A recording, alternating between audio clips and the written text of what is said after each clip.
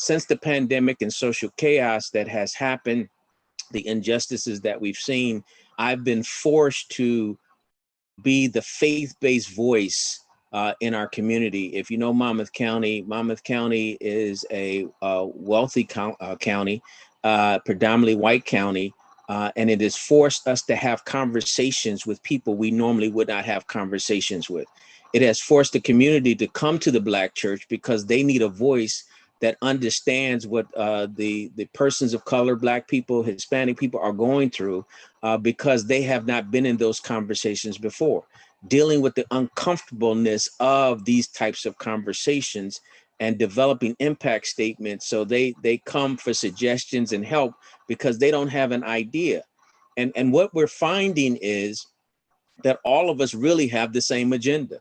All of us really have a same goal. When Dr. Menard was talking about the social capital, I was like, man, we're doing that. We're doing that. I just didn't have the terms, Deborah. I just didn't know what to call it. But really, that's what we're doing. We're developing and bridging the resources, whether it's the educational system, whether it's the government system, whether it's community-based, faith-based, or business. We've all come together and said, this is what we need. And one of the surrounding issues is this distant learning with our youth. We found that there are gaps, that there were students going to Wendy's and Burger King in order to get their internet access. And so we've said, okay, how can we get the cable companies, people like Apple, Microsoft, how can we bridge that gap? And so when Sydney asked about this conversation, I'm like, this is the perfect place to have it.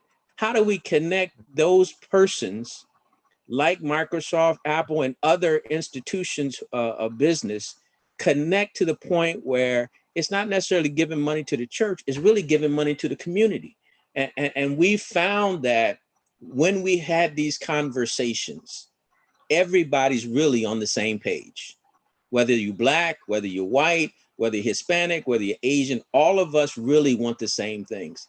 It's just that the social chaos and social upheaval has forced us to come together and have conversations. And so I really appreciated Dr. Menard's definition of social capital because it forces us really to develop those linkages and bridges to really develop the kind of community that we really want.